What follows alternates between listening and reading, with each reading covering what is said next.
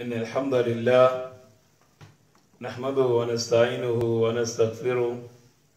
ونعوذ به من شرور أنفسنا وسيئات أعمالنا إنه من يهديه الله فلا مضل له ومن يضلل فلا هادي له وأشهد أن لا إله إلا الله وحده لا شريك له وأشهد أن محمدا عبده ورسوله يا أيها الذين آمنوا اتقوا الله حق تقاته ولا تموتن إلا وأنتم مسلمون أدعوكم ولو مباوا وباتي ودعواتي ودعوان وباتي موجودوا tí ọ̀dá wa dára wá ń ṣẹ́jú kan ọba tí ń sì wà tá láǹsì adúpẹ́ fún ọba náà àyìn àkìí agbẹ́tóbi ọpẹ́ yìí kárí tí nǹkan mi bá bẹ dípò ọpẹ́ tọ́lọ́run bá ń bùkátà sí ni kò yẹ kó já sí pé ọpẹ́ lọ́lọ́run ó béèrè àwọn gbà tó já sí pé ọpẹ́ náà ló kún Ọlọ́run lójú gbogbo nǹkan lọ lọ́dọ̀ rẹ̀ nífi bùkátà sí ọpẹ́ lọ́dọ̀ wa pé ẹ sáà máa dúpẹ́ làbá ń dúpẹ́ ọpẹ́ náà Ọlọ́run jọjọ tàwọn tí ọmọ ọpẹ́ lù wá gbà sí àyè ọpẹ́ fún ẹnì kọ̀ọ̀kan wa wala la ilaha illallah ìtọ́jú pé Ọlọ́run ọba wa ó ṣàwọn tí ń dúpẹ́ náà lẹ́ṣà nínú al-Qur'an pé qul alhamdulillah wa salamun ala ibadihi alladhina istafa Ọlọ́run wíbẹ̀ fún Ànábì lẹ́yìn wà tó bá wí gbólóhùn ọpẹ́ wa salamun àánú Ọlọ́run kọ́ ọmọ bẹ́ẹ̀ pọ̀ láwọn tani ala ibadihi alladhina istafa kọ́ ọmọ bẹ́ẹ̀ pọ̀ láwọn ẹrú sìn Ọlọ́run kan tí Ọlọ́run ṣàwọn lẹ́ṣà láàrin gbogbo ayé torí pé ẹni ẹ̀ṣà ni wọ́n kò sí ní tọ́lọ́run fi pè wọ́n lẹ́ni ẹ̀ṣà bí ìbá ṣe pé wọ́n máa ń dúpẹ́ ọpẹ́ tí wàá náà Ọlọ́run má bàjẹ́ fún wa èrè tí wàá ń bẹ níbi ọpẹ́ ọlọ́mọṣá ṣe bẹ́ẹ̀ nìkan wa alákọ̀ọ́kọ́ náà atọrọ àforíjì lọ́pọ̀lọpọ̀ ní ọ̀dọ̀ gbogbo àwa tí ajólùkẹ́tì síra ẹni tí à ń tẹ̀léra ẹni tá à ń gbọ́rọ̀ Ọlọ́run ní gbogbo gbàlérí ètò wa Àdáwọlé TV kí ọba àlekí ọlá kọ́mọ́sánà ẹnìkọ̀ọ̀kan wa lọ́wọ́ ní tó kù láyé náà nù ni tó kù ta lè mójútó tí alámọ̀rí wọ́n fi dáa tàbí kìyàmọ̀ wa tí ó fi súnmọ́ ìtorí pé Ọlọ́run ọba nígbà tí ń sọ̀rọ̀ nínú Suratul Asr a'udhu billahi minash shaitanir rajim bismillahir rahmanir rahim wal asr ọlọ́lá ayé ti tán Ànábì Muhammad ó ní èmi àti àjínde kàhátẹ́yìn èmi àti kìyàmù sáà èmi àti àjínde alkiyama Ànábì níjọ́ tí mo ti dé alkiyama ti tó Ànábì ní bá ti wà ní kódà kankan ọ̀là wà láàrin ọjọ́ tánàbí ti dé ọjọ́ tó ti lọ Ànábì ní bẹ́ẹ̀ mi pẹ̀lú ìjọ alkiyama ti wà ní bí mo ti dé alkiyama ti tó ẹ̀dá kásìkò ìgbà mélòó l'Ànábì ti lọ nísìn Ànábì sì ń fi dídé rẹ̀ fi dọ́gba pẹ̀lú ìgbéǹde alkiyama ọlọ́wọ́n ní wal asr mo fi rọ̀lẹ́ ayé kúra torí pé innal insana lafi khusr gbogbo àwọn èèyàn ní ó máa bẹ́ẹ̀ ní òfò lọ lásìkò rọ̀lẹ́ ayé àwọn nǹkan tá a fi mọ̀ pé ayé ti tán Ànábì ti júwe púpọ̀ fún wa bẹ́ẹ̀ ọlọ́wọ́n ní illal ladhina amanu gbogbo àwọn tásìkò yóò bá láyé tí wọn ò ní ṣòfò pọ̀ láwọn tí ó ṣòfò tọrọ wọn ò ní bọ́ sádánù tí wọn ò ní sàbámà ayé tí wọ́n wá illal ladhina amanu àfàwọn mùmínì nìkan wa amilu salihat tí wọ́n tún wá ń ṣiṣẹ́ rẹ̀ yàgbé bá ti jẹ́ mùmínì kọ̀dálérí ìjẹ́ mùmínì nìkan wọ́n tún fi ṣẹ́ rẹ̀ tẹ̀lé wa tawasaw bil haqqi wọ́n tún gbìyànjú àti mọ̀ ṣe wáàsí tawasaw bil haqqi àwọn wáàsí àṣírẹ́ tí ó jòkó ti wáàsí tí ó máa gbọ́ tawasaw bil haqqi kò sí ti jẹ́ wáàsí náà òdodo ní jẹ́bẹ̀ wa tawasaw bis sabr àwọn tí wọ́n lẹ́nu àti gbọ́ òdodo lébi tí wọ́n gba òdodo wọlé òun làwọn tí wọ́n máa yarí tí wọ́n máa fapá jánu níbi ọ̀rọ̀ Ọlọ́run àṣọlọ́run náà ló tún sọ yìí tí wọ́n máa yarí má wàá fà lọ́wọ́ ìbẹ̀lẹ̀ yìí kan aráyè tẹ́ jòkó ẹ̀ka tó dé ní sẹ́wọ̀n yẹn ti wà létí ìgbọ́ ẹlòmí tí wọ́n di amóhùnmáwòrán tí wọ́n ti bí ń retí dídí àwọn afá. Mo fi ń tọrọ àforíjì lóòótọ́ Ọlọ́run ló láforíjì àmọ́ a tún tọrọ lọ́dọ̀ tí iná kí ẹ má bínú ìpè àpẹ́ ká tó dé àsùntà fi ìrun ìṣáyí kíkí sí ni ní fa sábàbí pípẹ́ wa níbi dàbẹ́ ń pa àbẹ̀rẹ̀ lágbo 8 àbọ̀ àti wọ́n bẹ̀rẹ̀ kí ọba lè kí ọlá kọ́ba dúró tì í nínú àwọn tí wọ́n jẹ́ ní ẹ̀ṣà tọ́lọ́run sàlẹ́sà tí ò ní pa wọ́n rẹ́ pọ̀ láwọn tí wọ́n parẹ́ nínú àwọn tọ́lọ́run sàlẹ́sà tí ò ní mú wọn ṣòfò pọ̀ láwọn tí ó ṣòfò òun ni gbogbo ẹ̀yin tẹ́ tẹ́tí sí wa tẹ́ ń gbọ́ wá sí tẹ̀sí ṣetán láti lò ó tẹ̀sí ṣetán láti máa yí padà pọ̀ lọ́rọ̀ Ọlọ́run àtọ̀rọ̀ Ànábì wa Muhammad kí ọba àlekè ọlá kọba kùnrin kọba ràn yín lọ́wọ́ kọba fi yín rẹ̀ lọ́kùnrin yín àti lóbìnrin yín lẹ́ni táàmà àtẹni tí àmà Ọlọ́run kọ́ ràn nìkan kan wá lọ́wọ́ kọ́ máa fi wá lẹ́wọ̀ jazakumullahu khairan wassalamu alaikum warahmatullahi wabarakatuh. náà lérí wáàsí wa ọ̀rọ̀ tí ó bá jẹ́ ọ̀rọ̀ gidi ètí ìbá ṣò gidi ọ̀rọ̀ òun ni ọ̀rọ̀ tí sábà lọ lójú kan náà tí ó mú ìrújú dání táwọn àwọn òpin bó la fà ń lọ gan wọ́n sì ní ibi tá lọ òjìnà ibi tá yà sí lọ́pọ̀ gbogbo ẹni tó bá mọ wá sí yóò mọ̀ pé tọ̀ lérí ọ̀rọ̀ kan náà lérí àyà kan lérí hadith Ànábì wa Muhammad ọ̀kan náà tàbá mú wa èèyàn máa wá fẹ́ lójú téèyàn fi máa mọ̀ pé àṣẹ ń tọ́lọ̀ ń wí ni ṣé ń tánàbí ń wí ni òun ló bí tafsiri. jama ọ̀rọ̀ kan náà tí mo bára wa sọ láti jọ yìí nǹkan mẹ́wọ̀ ìtorí pé àmẹ̀sì bó tilẹ̀ kó mà àmẹ̀sì wa a sì gbìyànjú fẹ́sìn wa láti mọ̀ a sì wàhálà fẹ́sìn wa bá ti ṣe wàhálà fún wù bá ti ṣe wàhálà fún bísínẹ́sì wa bẹ́lẹ̀ ó ti kún bá ló ti kún bá kún ti kún eré rẹ̀ là ń sá o a sáré bí tọ́lọ́mù ti máa jẹ́ tọ́lọ́mù bí súnà Ànábì wa Muhammad bí ó ti máa jẹ́ súnà ẹ̀sìn mọ́ pé ayé yìí ìgbà díẹ̀ ni àsìkò díẹ̀ lèmi àti ìfẹ́ lò bó ti lè pọ̀ tó aya kan bẹ nínú Al-Qur'ani níbẹ̀ tí wọ́n ń bà mí lẹ́rù títí ibi tí Ọlọ́run bá ti sọ báyìí pé ka'annahum yawma yarawnaha lam yalbasu illa 'ashiyatan aw duhaha ka'annahum yawma yarawnaha kọ́wájú al-qiyamah á ti lo ayé kátó-kú tàbá wa kú tán tàbá wà níwájú Ọlọ́run ka'annahum yawma yarawnaha ama wa wo ayé Ọlọ́run ní ayé tẹ́ kú ẹ máa wo bẹ̀ lam yalbasu illa 'ashiyatan aw duhaha tàbá wo òdiwọ̀n àsìkò tá lò láyé pẹ̀lú gbogbo ẹ̀mí gbọ́rọ̀ tá lò kò ní ju àárọ̀ sí ìrọ̀lẹ́ lọ bí ìgbà tán bí wa láàárọ̀ takún rọ̀lẹ́ gbogbo ọdún tá lè lò láyé jama kí wá ní ẹ̀tànjẹ́ tí mi pẹ̀lú ẹjọ́ wá ń gbà nù ayé tí a ti gbàtẹ̀jẹ́ púpọ̀ agbàtẹ̀jẹ́ púpọ̀ àfúrá bí tá lọ akànjòkó sáyé àṣewò ti wà ọ̀rọ̀ Ọlọ́run ògùn wa ń kẹsẹ́ àná nípa ọ̀rọ̀ Ọlọ́run kò sẹ́wà láǹfààní kíní kan kò wúlò fún wa táàbí gbọ́rọ̀ Ọlọ́run àwọn ẹni tí sọ̀rọ̀ Ọlọ́run látún mú ọlọ́ta Ọlọ́run kọ́kọ́ ẹni kọ̀ọ̀kan wa mọ̀ ṣe àyà kan máa ń bà mí lẹ́rù ní Al-Qur'an Ọlọ́run ní yá ayyuhal ladhina amanu gbogbo ẹ̀yin mùmínì ittaqullah Ọlọ́run ní ẹ páyà Ọlọ́run Ọlọ́run ní qu anfusakum ibi tí mo lọ́nu ẹ̀yin mùmínì qu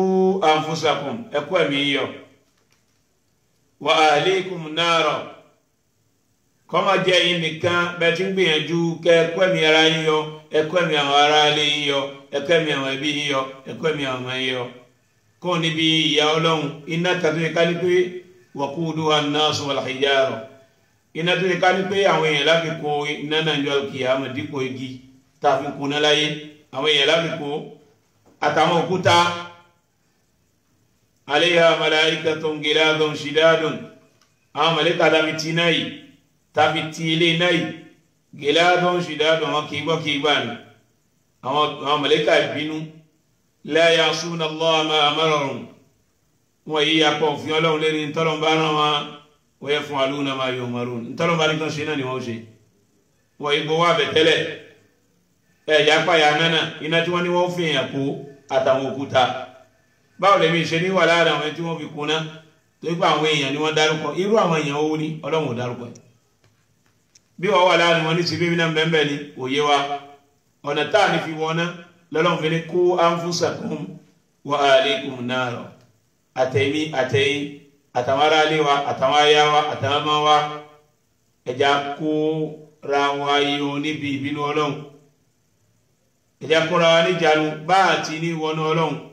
eré rẹ̀ ló yẹ ká mọ̀ sá ẹlòmíín bọ́ ọmọ rẹ̀ jà torí pé kò fowó ọdún ránṣẹ́ kò fowó iléyá ránṣẹ́ ẹlòmíín bọ́ ọmọ rẹ̀ jà torí pé kò tọ́jú rẹ̀ kò bọ́ ọmọ rẹ̀ jà nítorí ẹ̀sìn ọlọ́run ìyá kírun ọmọ òkí bàbá kírun ọmọ òkí ẹ̀rí kò sí tó kàn wá ìdúbà tí wọ́n kálukú ní ká ṣe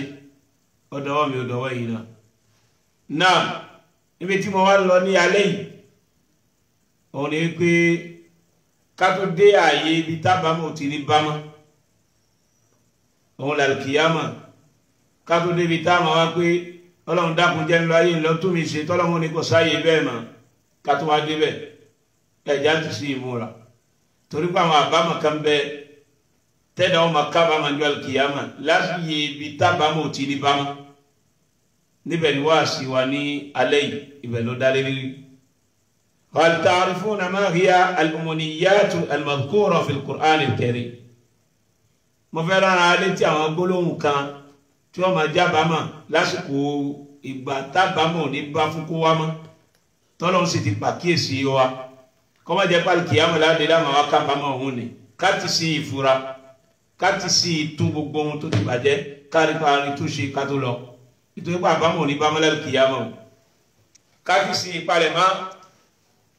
òun lọ́lọ́run ọba fi pàkíyèsí wa ọlọ́run sì dédé pàkíyèsí wa tí ìbá ṣe pé wọ́n fẹ́ jàre kó wa wájú àlùkìyàmà kò sẹ́ni tí ọlọ́run ò ní jàre rẹ̀ níjú àlùkìyàmà kò sọ́ńtọ̀ ọ̀hún lọ́lọ́run fi ń ṣòfófó fún wa lọ́lọ́run ọba fi ṣòfófó fún wa ní pàkíyèsí wa nínú Al-Qur'an náà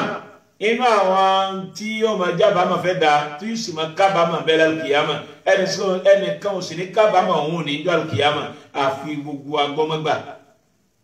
àwọn tí wọ́n máa sọ̀rọ̀ ọlọ́run ọba fún tí wọ́n máa fapá jánu tí wọ́n máa sagídí agídí ọkàn agídí ẹ̀mí àìfẹ́gbọ́ àìfẹ́gbà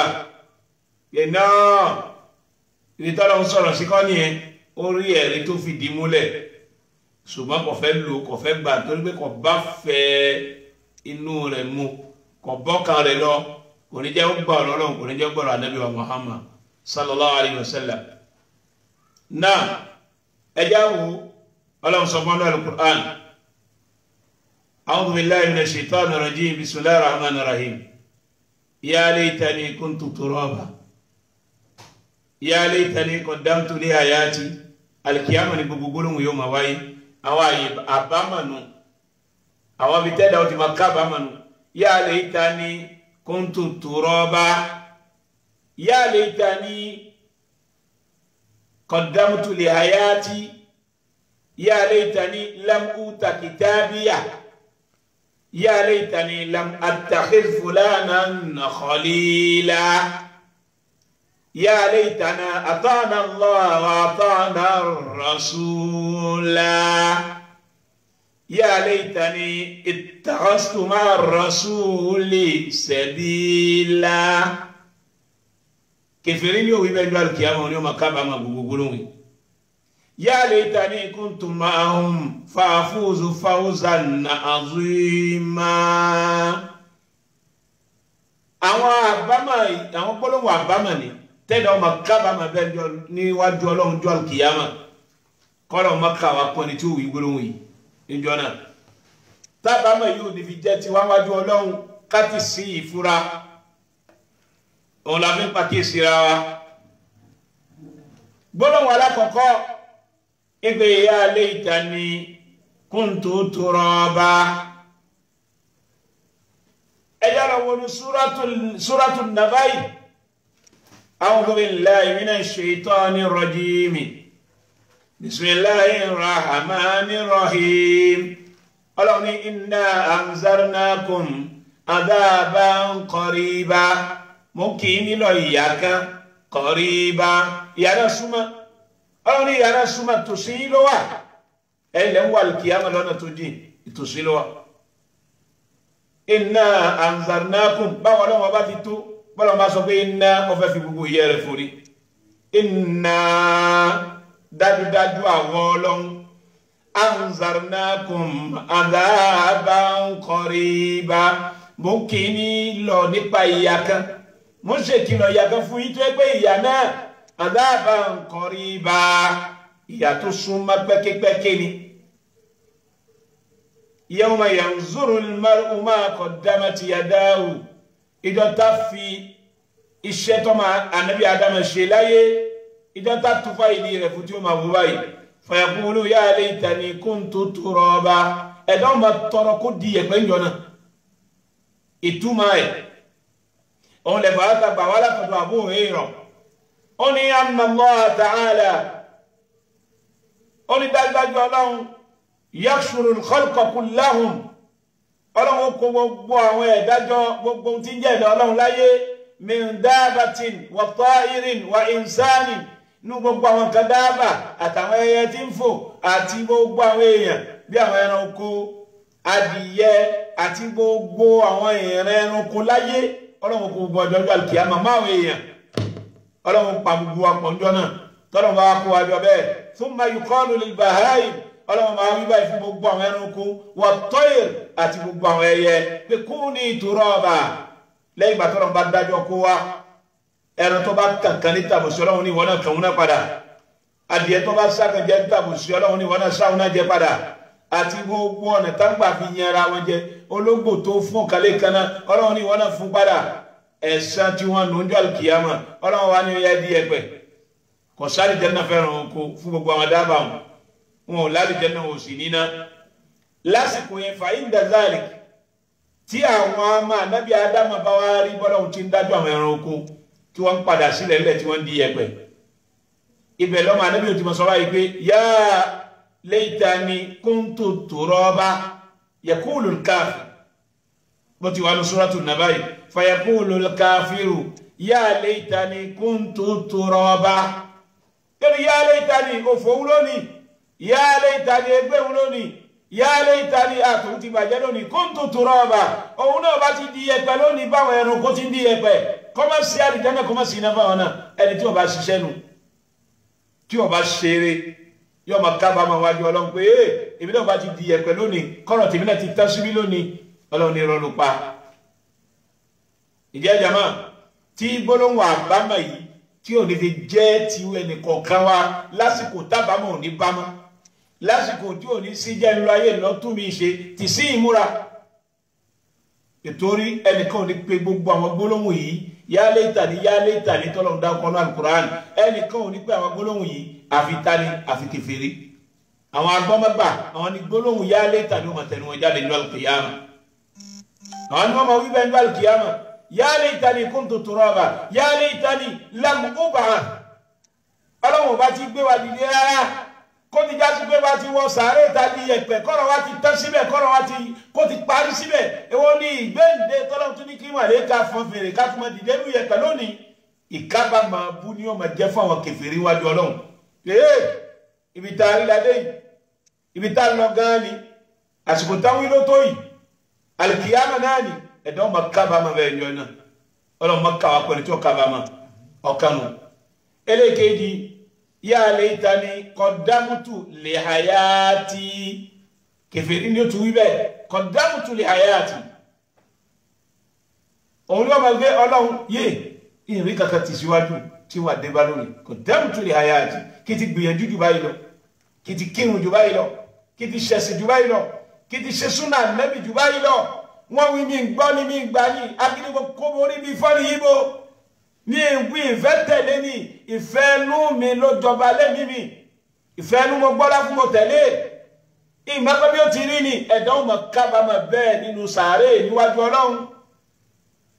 ya laytani qaddamtu li hayati mùmínì kan ò ní wíbẹ̀ kèfèrí ní wíbẹ̀ níwájú Ọlọ́run ní al-qiyamah. Báwo ni gbólóhùn yóò ti ní tẹnu tèmi àti wọn náà jáde níwájú Ọlọ́run ti sí ìpalẹ̀mọ́ wọn lábàámọ̀ méjì ní bẹ́ẹ̀ al-qiyamah àbámọ̀ méjì ní bẹ́ẹ̀ níwájú Ọlọ́run àbámọ̀ pé bá ti mọ̀ kí ti gbìyànjú kó ti dájú báyìí lọ ìmọ̀ pé bí ó ti dùn ní ọlọ́mọsà fi wá ṣàbámọ̀ bẹ́ẹ̀ jẹ́ ká lè kábàámọ̀ bẹ́ẹ̀ níwájú Ọlọ́run. Àbámẹ́lẹ́ kejì ni pé wọ́n wí mí gbọ́ mí gbà ní yóò máa ṣàbámọ̀ pé ìbá ti mọ̀ kí ti gbọ́n tí wọ́n wí láyé kémi náà lè ṣe oríire lónìí àbámọ̀ kejì nu. ọ̀rọ̀ rẹ̀ já sí náà nu ọ̀rọ̀ rẹ̀ já sófò nu ọlọ́mọdé kọ́rọ̀ wá já sí náà wọ́n ní kó di ẹbọ Ọlọ́run ní kún bẹ́ẹ̀ má mutí ọtí náà ní mu má ṣe ṣìnà má purọ́ má ṣàbòsí má gbowó èlé gbogbo ohun tọ́lọ̀ ń kọ̀ pátá lọ́jọba ń bẹ̀ gbogbo ẹ̀ ní ṣe kẹ̀tẹ̀fẹ́ ń bẹ̀ gbogbo ohun tọ́lọ̀ ń kọ̀ pátá lòun sọ̀dọ̀ sọ má jẹ́ kọ́ adágbé kìámà ní kọ́ lọ kábàámà má lọ kábàámà láti kìámà ti sí ìyípadà òun là kíyèsí káàkiri wá sí Ọlọ́run bá foríjì àfọ Abdulsalam Zubair àbúrò ìmáàmù àgbà ti ìlú Sàkété gbogbo wá sí ẹ̀ láyé eré àkídà náà ni máa ń dá lé lérí wọ́n ní lóògùn Ọlọ́run nílùú Sàkété yìí ìlú Sàkété ó yí padà yóò yí padà nítorí pé ọlá tọ́lọ́run dá àwọn bọ́lọ́run ti dá àwọn lọ́lá bẹ́ẹ̀ kọ́ làwọn fi lẹ́sìn ẹ̀sìn táwọn ní ọlá tọ́lọ́run dá àwọn ó mì ní fọlá kéwù tọ́lọ́run fi kéwù kẹ́ wọn ẹgbẹ́ gbogbo wọn ni wọ́n ní dọ̀kítọ́rà wọn ní gbogbo ohun tí wọ́n máa ń níhùn lọ́nà kéwù gbogbo mímọ̀ tó bá lọ́ọ́ ta káwájú Sàkété bí ìgbà tó ń gbọ́mọ lọ kí yẹ ẹ̀ pẹ̀lẹ́pẹ̀lẹ́ gbogbo nǹkan lọ́lọ́run fún wọn máa kéwù dójú àmì wọ́n sì kọ́ àwọn ẹlòmíín náà tí wọ́n ṣe rere látara wọn àmẹ́sìn wọn náà ló kù ẹ̀sìn ló kù. àfa Abdulsalam wí bẹ́ẹ̀ títí ìjà àfa Abdulsalam mọ̀ pé bí ó ti yá ni kọ̀mọ́ pé kó wọnú ẹ̀ báyìí má bá wí fóun náà pé yóò kú lásìkò yìí ọkọ̀ má bá wí fún pé ilé rẹ̀ tọkọ́ tó parí hùn òun ní kó sílé náà yóò jìyàn rẹ̀ yọkọ̀ ó ti kọ́ ní kalẹ̀ gbogbo kó kó sí Ọlọ́run ní sàárè ló ń lọ wá lọ di èdè iṣẹ́ rẹ̀ Ọlọ́run bá ṣe bẹ́ẹ̀ fàfà Abdulsalam jama ni mo fi ń bá wọn náà sọ àtẹ̀mí náà àsìkò díẹ̀ ló kù tàfẹ́ lò gbogbo ayé tó wà mọ́yà yìí gbogbo ayé tó dìmú yìí gbogbo ayé tó fẹ́ fi lẹ̀ yìí àsìkò díẹ̀ ni Ọlọ́run ní ka'annahum yawma yarawnaha lam yalbasu illa 'ashiyatan aw duhaha Ọlọ́run obìnrin jọ́ al-qiyamah pé àsìkò mélòó lẹ́ lò láyé náà ka'annahum yawma yarawnaha tọ́lọ̀ bá ní tabati wà lal-qiyamah máa ń wáyé ránṣẹ́ báyìí lam yalbasu illa 'ashiyatan awduha bí ìgbà ká sùn lálẹ́ ká jí láàárọ̀ ni bẹ́ẹ̀ dá gbogbo àsìkò tí a lò láyé bẹ́ẹ̀ ni o máa rí lójú wa níwájú Ọlọ́run lálùkìyàmà bí ìgbà tá a lò ṣẹ́ni gbọ́rọ̀ kan ọ̀dọ́ mi ọ̀dọ́ yìí ya laytani odi méjì taka ẹlẹ́kẹ̀ẹ́ta ya laytani lam uta kitabiya òun lẹ́lẹ́kẹ̀ẹ́ta ya laytani ẹ̀bọ Ọlọ́run ní inú Al-Qur'ani Ọlọ́run sọ báyìí pé waji'a yawma idhin bi jahannama ibẹ̀kọ́ famma man utiya kitabahu bi shimali gbogbo ẹni tó bá gba tírà rẹ̀ gbọ́wọ́ òsì àwọn kan gba gbọ́wọ́ ọ̀tún Ọlọ́run ròyìn wọn ní Suratul Qiyamah tẹ́gbẹ́ tó bá gba tírà náà òun náà nú rẹ̀ ó máa dùn yóò máa rí pé Ọlọ́run bó ti yẹ kọ́rọ̀ mi rí náà nù ọ̀kan rẹ̀ ó máa balẹ̀ pẹ̀lú tírà rẹ̀ tó gbà yóò sì fẹ́ máa fi tírà rẹ̀ tákà yàtọ̀ tó ṣiṣẹ́ nù. àwọn man utiya kitabahu bishimali gbogbo ẹni tó bá gba tírà rẹ̀ gbọ́wọ́ òsì fayaqulu lam uta kitabiya ولم أدري ما حسابيا يا ليتها كانت القاضية هلك عني ماليا أبي بوتيلونيه من أوتي كتابه بشمالي ẹni tá bá fún tírà rẹ̀ gbọ́wọ́ òsì àwọn eléyẹ wọn kábàámọ̀ ńjọ́ náà wájú Ọlọ́run ayé ìdàkúdù yàbẹ̀ ìnànàásì nígbà tọ́lọ́ bá dájọ́ láàrin àwọn èèyàn tó wá pàdé fún àwọn ará àlìjánná ilẹ̀ àlìjánná ti fẹ́ máa lọ àlìjánná tọ́lọ́run sì wá ní gbogbo ẹ̀yàn ọmọ náà ẹ̀mọ̀ lọ́nà fàkíra lè sá ìrìn umami ọlọ́run wá fi gbogbo àwọn ẹ̀dá tó kù láyé udu turaba ó yẹ di yẹ̀pẹ̀ fayahuduna turaba bí ó ti di yẹ̀pẹ̀ nu àwọn kan wá ń bẹ tó yẹ pé lamu ta kitabiya ìgbà tíra wọn gbọ́wọ́ òsì wọ́n ti mọ̀ pé èrè ibú ni fáwọn wọ́n máa pé ní lamu ta kitabiya man utiya kitaba ubi shimali gbogbo ẹ̀tọ́ bá gba tíra rẹ̀ gbọ́wọ́ òsì fayakulu ya laytani yóò máa pé ẹgbẹ́ òun lónìí kò tí ìwòun tó wà ń bẹ̀ kò tí ìyẹ́wò kò tí ìmọ̀ tó bá dá tí wọ́n bá dá o àṣàpawọ́ òsì ló fi gba tíra rẹ̀ yóò ní ya laytani lamu ta kitabiya ìbá ti gba tíra rárá wala ma adri ma hisabiya ìtẹ̀mọ́ bí tọrọ mi ó já sí lónìí ya laytaha kanatil qadiya kò bá ti sí ìdájọ́ kankan lónìí halaka anni maliya àbí halaka anni sultaniya tòun bàjẹ́ lónìí bí ó ti rí ní alkiyama ọ̀nà ya laytani kàtúnù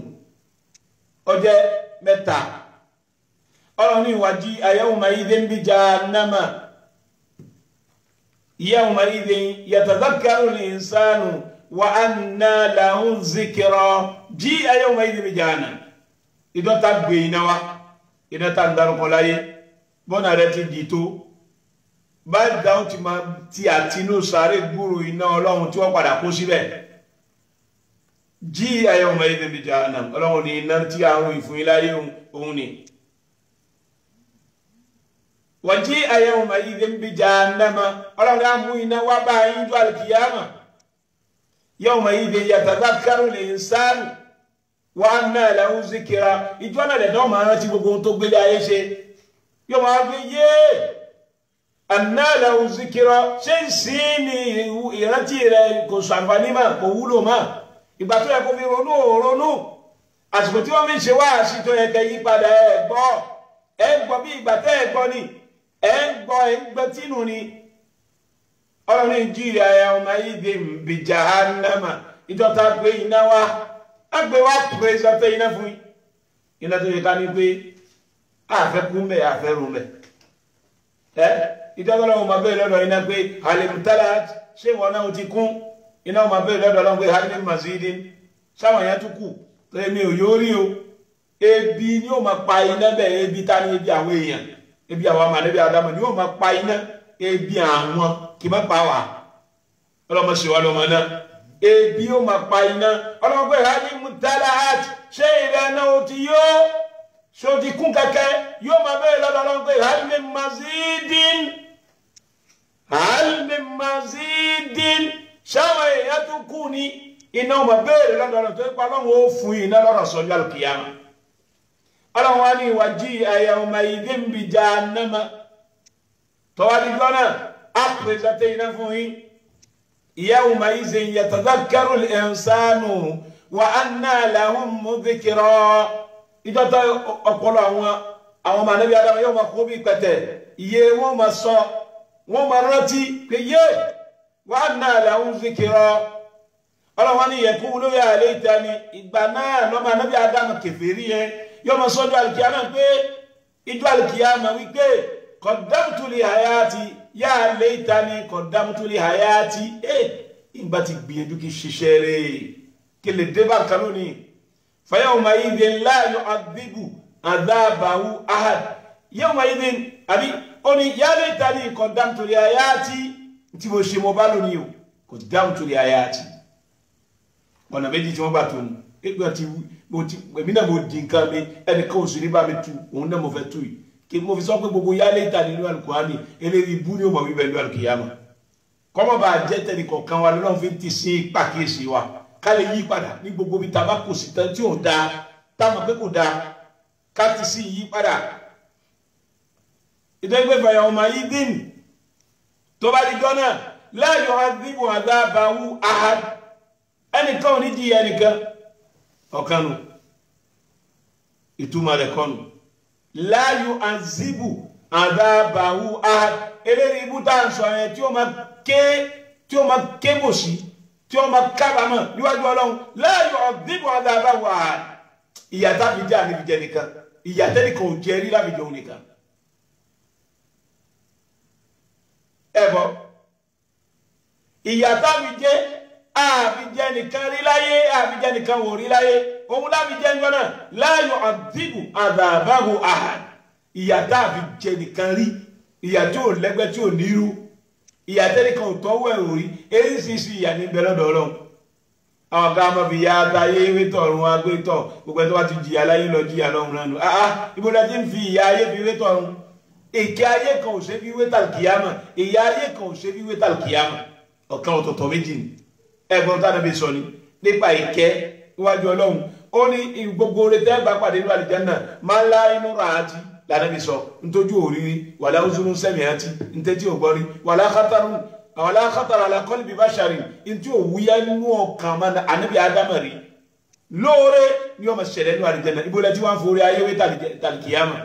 bàbá ríyàn nínú ọkọ̀ jẹran kanísì adi masha Allah àwọn eléyìí ti wọ àlìjánnà táyé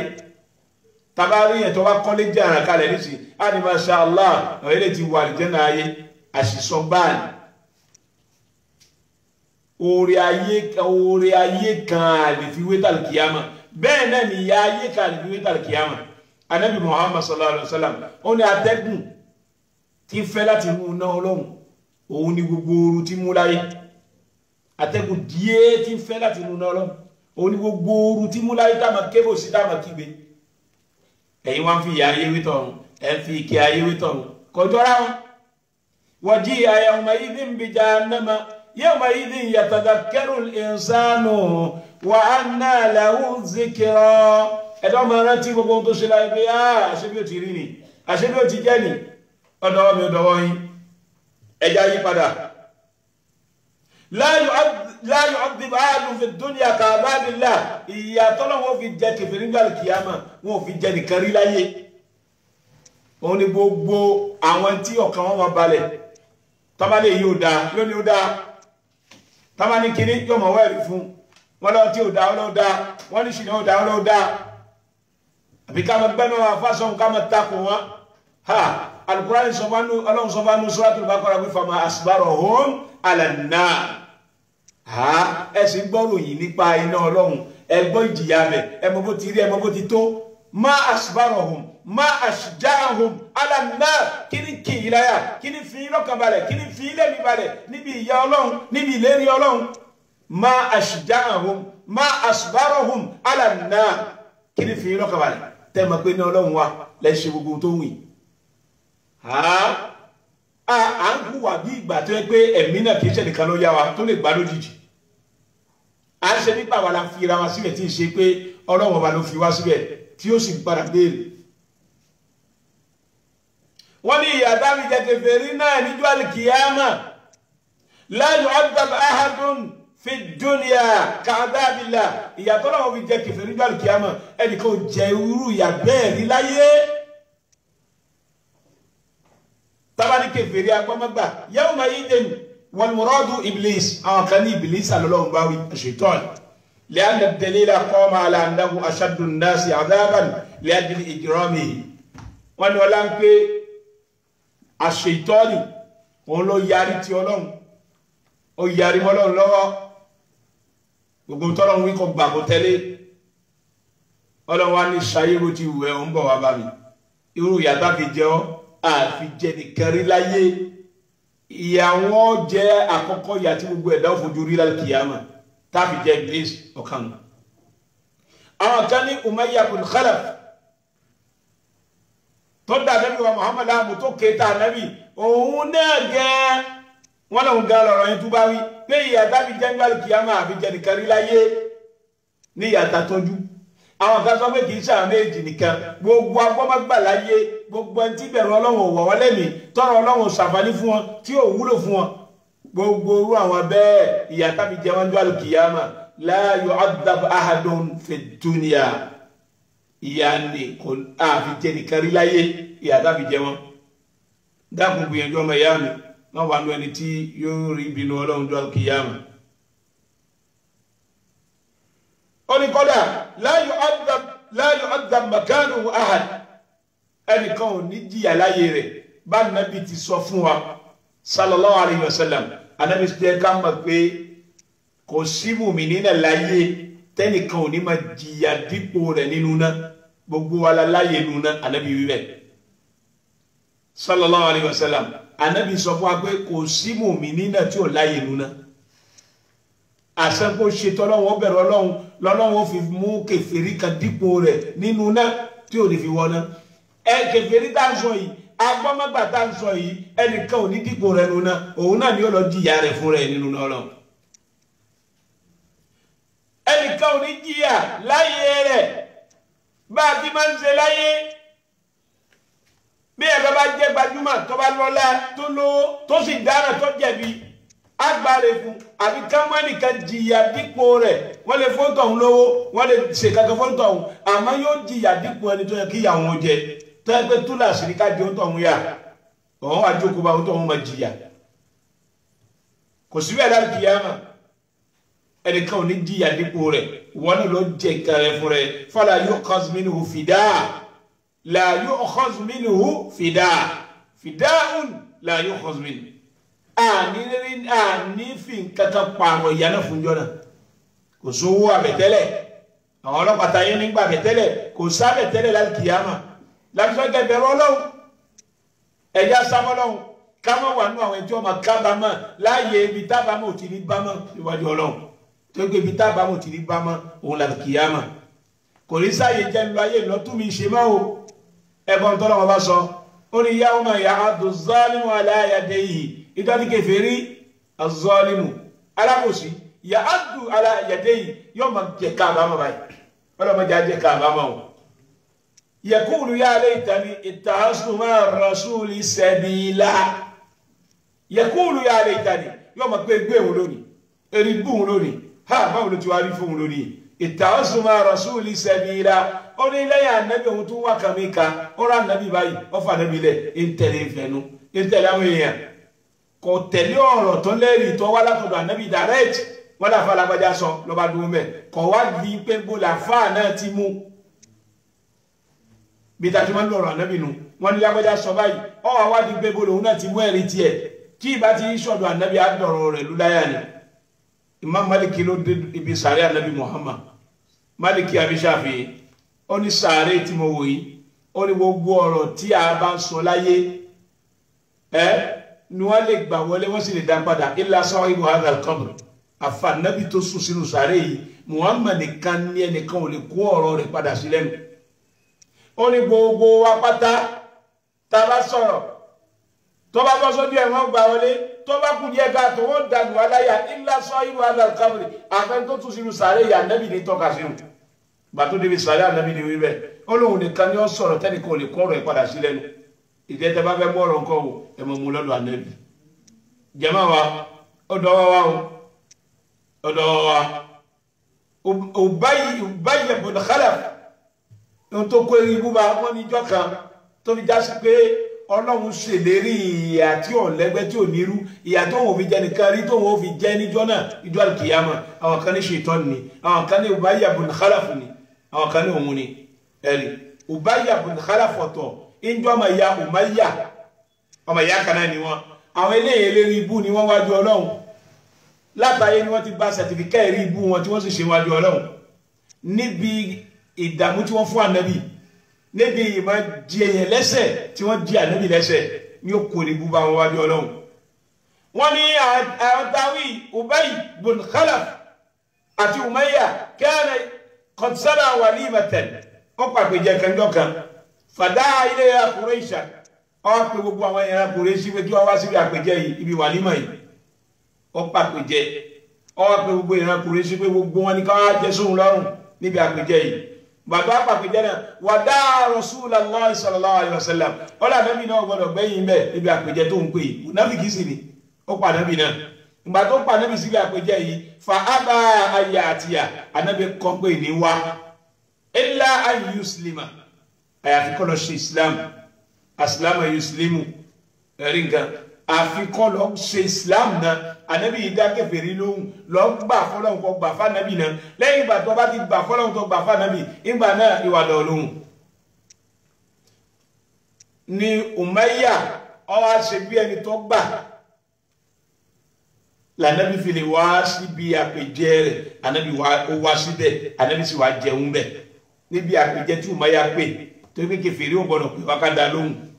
agbọ̀n kan ìsìláàmù lọ́dọ̀ rẹ̀ nígbà tí ó fi gbà tó bá wá gbàǹgbà náà tó bá pè wá dá lóhùn àwọn kan tó nù ṣẹ́rí nǹkan nísì asọ̀rọ̀ yàn bí wa lọ ta ni pé tọ́ ọmọ ìṣẹ̀lẹ̀ sí wa èyí ń bí yẹn pẹ́yẹ́ ní kísà ẹ̀rí kan tó ní ẹ̀rí kan ní pàpẹ́jẹ́ yìí Ànábì ní òun ò lè lọ jẹ́ lékèfèrí kọ́kọ́ gba ìsìláàmù náà Umayya àṣìlẹ̀ tó gbà Ànábì wa lọ Ànábì wa jẹun bẹ̀ wọ́n á bẹ̀rẹ̀ sí pípàjá Ànábì ká wọ́n bẹ̀rẹ̀ sí fànábì ṣe ẹ̀yẹ Ọlọ́run wa bínú sí wọn lọ́run ṣẹ́bílé wọn ẹ̀rì ìwà mùnáfíkì tí wọ́n wù ní tọ́lọ́run ní ẹ̀yìn lójú tà nábì ẹ̀fẹ́ yẹ̀yẹ́ ànábì ẹni tọ́lọ́run ti pọ́nlé tọ́lọ́run ti gbéga ẹ̀yìn lẹ́ padà yẹ̀yẹ́ kẹ́yìn ìdojú tí ìjọ àlèkì amẹ́sì kẹka yóò mọ̀ kí gbogbo yóò mọ̀ ọlọ́mọ dojú tí wa gbólóhùn yálé ìtàní àtàwọn Allah wa àtàwọn Rasula kò sẹ́ni tí ó kábàámọ̀ gbogbo gbólóhùn ìjọ àlèkì amẹ́ àfi kèfèrí ọlọ́mọ káwà pẹ́ni tí ó kábàámọ̀ tábà yìí kábàámọ̀ wájú ọlọ́run àbámọ̀ rẹ̀ kọjọ́ jẹ́ ẹni tí ó bá ní kábàámọ̀ kó níbi ẹbọ gbogbo ẹbọ ìmọ̀ wọ́rogún fọlọ́run kó ń bẹ̀ ẹ̀tọ́ ọlọ́run ká gbogbo fún kan mi kó ń bẹ̀ ìṣìnà ṣíṣe kó ń bẹ̀ ọtí mímu kó ń bẹ̀ owó èlé kó ń bẹ̀ àṣẹyàṣẹ bàbá òun náà bẹ́ẹ̀ yóò kábàámọ̀ ní alkiyama nítorí pé inú àwọn ẹ̀ṣẹ̀ ńláńlá tí ò láforíjì ṣìnà jẹ́ kan àṣẹyàṣẹ bàbá òun náà tún jẹ́ kan inú àwọn ẹ̀ṣẹ̀ ńláńlá nínú àwọn kàbáyìrì tí ò láforíjì inú ẹ̀ náà ni ṣahadatu zur ìmọ̀jẹ́rì èké ọ̀rọ̀ tí ò ṣojú ẹ̀ kọmọ níbo ti rí inú sọ́lọ́jà yóò tún máa kádà rẹ̀ yóò ní wọ́n lélẹ̀ mú bá wọn kó rí ibú o ìtorí bẹ́ẹ̀ inú àwọn ẹ̀ṣẹ̀ ńláńlá tí ò láforíjì kí wọ́n náà máa wà nú ẹni tí wọ́n máa pé yálé tàní ní yá gbogbo yálé tàní ta kàkálẹ̀ nísìnyí kí wọ́n náà máa wà nú ẹni tí wọ́n máa pé yálé tàní jọ́ kìámà láfi ti sí pàkíyèsí ra wa kí ọlọ́wọ́n bá mọ́jà ṣeré ibú pọ̀lọ́wọ́n tí ó ṣeré ibú mọ́jà nù pọ̀lọ́wọ́n tí ó nù kọ́kà wá pẹ́ni tí ó là pọ̀lọ́wọ́n tí ó là ọ̀làlà hawla wala quwwata illa billahi al-aliyyil azim. náà mo délẹ̀ wá sí gbogbo àwa tí a ń gbọ́ wa lọ́kùnrin lóbìnrin àti gbogbo èèyàn ọlọ́lá wa látòkè délẹ̀ tí ọlọ́wọ́n bá dá sọ̀rọ̀ yín ẹ dákun ẹ wò mí ránṣẹ́ bó tilẹ̀ tí ń wò mí ẹ rí i pé omi ń bẹ lójú mi báyìí mọ̀ ń làágùn tààrà gbogbo agbára tí ń bẹ lára mi yìí gbogbo ẹ ló ti tutù pẹ̀ṣẹ̀pẹ̀ṣẹ̀ a nídìí ìrànlọ́wọ́ yín fún gúrúùpù ètò nígbà à ń ṣètò lọ́sàn-án yìí tí wọ́n fi múná lọ ètò bá dó gbogbo ẹ̀yin tẹ́ wà lójú òpó ẹ ti rí níta sọ yìí tí gúrúùpù bá ń bẹ ní lójúléṣẹ́ àdáwọlé ni kò ní rí bẹ́ẹ̀ má tẹ̀ múná lọ á padà tán gúrúùpù tí iṣẹ́ òfin máa lọ dáadáa tọrọ Ọlọ́run òfin máa lọ gbogbo nǹkan lè parẹ́ gbogbo nǹkan lè kú ọ̀rọ̀ Ọlọ́run ò gbọdọ̀ kú a ní gúrúùpù lójúléṣẹ́ àdáwọlé TV èyí ò jálá kọ̀kọ́ elékejì a ní climatiseur tàbá ní cream ni tí gbogbo wa pátá táwọn wá ń ṣe wá sí ẹ̀rí gba ara wọn máa tutù mìnìmìnì ara wọn sì fara balẹ̀ ara òní máa gbóná jẹjẹjẹ torí pé ibi tọ́rọ̀ ti ń wá lára ibi tó jì ní ibi tọ́rọ̀ ti ń wá nínú ara ibi tó jì ní kò yẹ kí ẹ máa ṣe wàhálà sọ̀rọ̀ kó tó máa wá làágùn sínú ẹ̀ ó yẹ kí ìdẹ̀kùn kó máa bá gbogbo ẹni tí ń sọ̀rọ̀ Ọlọ́run ti ṣe wá sí láfi rọra wá torí Ọlọ́run fún gbogbo èèyàn alátìlẹyìn ẹ ti ṣe o ṣùgbọ́n Ọlọ́run tó bá fún yín ṣe ẹ dákun ojúléṣẹ́ àdáwọlé TV a ní the group ètò ìjọba múná lọ lérí ètò yìí mo tẹ̀ wá gbà pé àwọn èèyàn ń tẹ̀lé wa tó ti bá sọ̀kalẹ̀ lérí ètò yìí iye àpẹẹrẹ tí mo máa ń gbà kì í níye tí wọ́n mọ̀ pé àfà Ọlọ́run ràn yín lọ́wọ́ mo lérò pa ṣe dànù tẹ́lẹ̀ ni ìtorí bẹ́ẹ̀ gbàtẹ́ tí ń gbọ́ wa hun